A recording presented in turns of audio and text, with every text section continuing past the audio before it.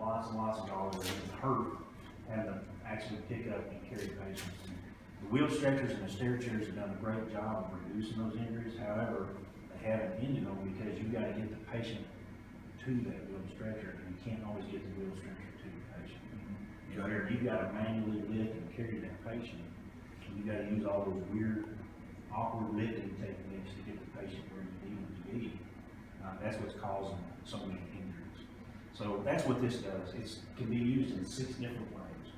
And what I say is you learn how to use it in the way that you want. You may only learn from one thing, but you may want to learn how to use all 6. It's really kind of up to you. But you learn all the things that it does, and you apply it as you need it. So you can lift and carry a seated patient, lift and carry a supine patient, combine with a backboard if you want to. Okay. You can carry a patient up and down stairs, so you can use it in place of a stair chair if you'd like to. Do a lateral transfer into a single person rescue. So those are the 6 things that it does, and you basically apply it as you need it. And I like to use the scenario of a trailer house. Y'all have a very, very nice community, by the way. But y'all have trailer houses that you respond to? No. Okay. I was going to say, it doesn't look like a community that would have that, but I like to use that scenario.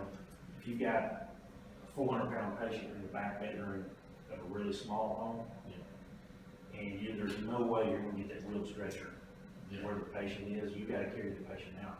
Well, with this, what you do is you would basically load the patient just like you would on a spine board, log roll your patient, slide them underneath, log roll them back. You use the HILT to actually laterally transfer them out of the bed. You never have to be in the bed with them once you get them loaded. That's a big cause of injuries on the lateral transfer, because what you're having to do, normally, because you're having to get in the bed with them and pick the patient up and move them, that bed has nothing to give. Right. So you're having to lift twice as hard as what you normally would have to, just to get them over to the edge of the bed and get them out. Mm-hmm. Well, once you laterally transfer them out of the bed, and you carry them in a supine position, and then if you encounter stairs, you just motor right on down the stairs, and you never have to reconfigure the patient. So I'm just saying, three of the 6 moves in one response. we've got a lot of houses though that, you talk about a back bedroom, houses with narrow hallways, 90 degrees, you can't maneuver the stretcher, even pushing the front of the stretcher in. And we have to bring them out to the stretcher, so. Yeah, exactly, and that's where this comes in. It helps you to be able to make those turns because it's a flexible stretcher. You can easily walk around.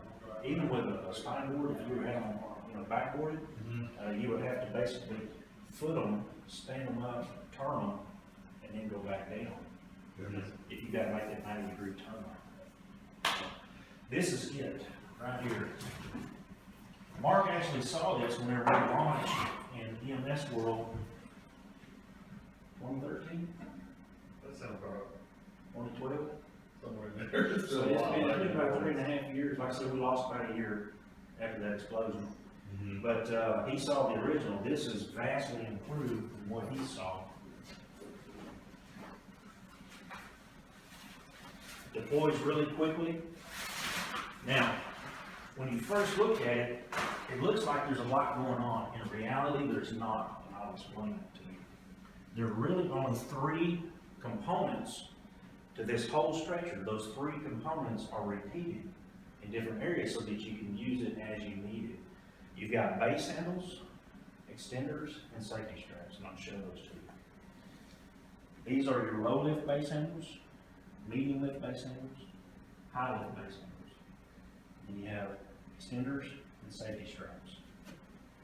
From this midpoint to over here, and from the midpoint over there, is the exact same configuration, so no matter which way you've got it turned, you're working with the same stuff. There is no foot or head on this. And the handles work just like weightlifting straps. You put your hands into the loops, and whenever you load your patient, you've got these loops act, like I said, like weightlifting straps, and whenever you pull or lift that patient, that weight is carried across the back of the wrist instead of in the palm of the hand. So if you can imagine the heaviest patient you ever lifted on a backboard, go big D there. I don't care how good a shape you're in, when you've got to go all the way to the ground and lift that heavy patient, that is a lot of stress back here on your back. Well, with this, what it allows you to do is to get into that good lifting position. It extends your reach so that you do that. Yeah. Okay. That's not what we call it. You talking about the orange The man thing? sack? Yeah. The man sack? Well, we were on a scene one time, and somebody said, go get the man sack, and the lady goes, what did you call this? We said, it's the people mover. Yeah. That's not as bad as the shamu whale, or the whale tarp. I've heard of them, you got the dolphin, the whale tarp, and then the shamu tarp, or something like that. I'm glad you said it, 'cause Yeah, there are others out there. Yeah. What I want to show you is, y'all said y'all do some lift assists out there. I'm going to show you how to do lifting carrying a seated patient real quick. Would you mind come over here to the opposite side? Okay. What we're going to do is turn it over. This is the only move that you actually have to turn it over. We're just going to flip it right over. And what we're going to do is expose those low, medium, and high lift base handles. We're going to take our low lift handles right here and just lay them right over. Like this. Yeah. And in real time, we're going to start rolling toward the center. Just like that.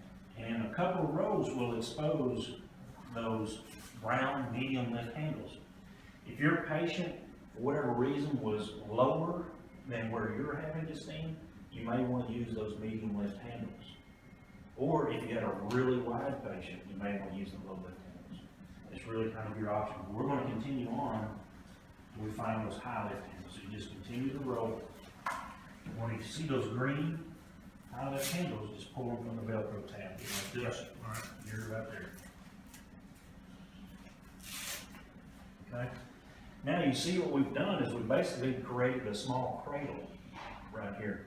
So if you can imagine your patient with their rear right here, sitting upright and their feet across the stretcher, what you would do is basically lift their pant leg, slide this to this edge right close to their rear. You have somebody behind the patient, rock them back and forth, and you just work it underneath to their tailbone is right here. Pretty simple. Sir, would you mind coming right over here? Sit down with your tailbone right there. All right? And if you would grab his hands, what you're going to do is you're going to balance him to keep him from falling out. What you and I are going to do is use that good lifting technique. So instead of the old way, if everybody grabbing an arm and a leg and trying to help get that person up and really putting all that stress on your back, put your hands into those loops and use them just like weightlifting straps. Like, am I gonna strap the patient? You can just stand beside, just kind of hold his hands. Okay. Just, the only thing you're going to do So I'm just is keep him, you keep him from going backwards. So you're gonna be okay. Yeah. Andy, you okay? All right. In good lifting position on 3. 1, 2, 3. I see you have a tendency to. Yeah. Yep. You have to do from the ground. With this, you can easily walk around. Now, we're gonna go sit in that recliner right Okay. now. Oh, yeah, that should have picked the right patient, No. Clint. Yeah, that's it. I think it's normal. All right, and with your left hand, we're gonna just pull it out from underneath him. So you may see that. It will be roll size of tongue. You get to the. Yeah, that is You know, but it's pretty good. Yeah, that's That's why I asked if you, I was gonna look for that. picking up stretchers. Yeah. He's out of breath after listening. No, I'm out of shape. I'm bad out of shape. We need the fire marshal for this. Stop. Like I said, I'm not gonna talk bad about it unless somebody else's product, I just wanna draw some distinctions. It's so big that to clear the patient from the ground, you gotta do this right here. Right. A really short person like me is like this, a taller person may be like this. And then especially if you're on a long carry, going downstairs, the patient may end up in the fetal position. Yeah. And then you got the man sack. Yeah. Keep going on. And that really puts a lot of stress on the shoulders. And it's difficult too with that too, because once you get somebody 300-400 pounds and trying to lift, they're steadily sinking down in that, Yeah. and you gotta try to lift up high enough to get the bottom to the height of the stretcher. Yep. But with that, you don't have to sag. That's exactly right. Now, to put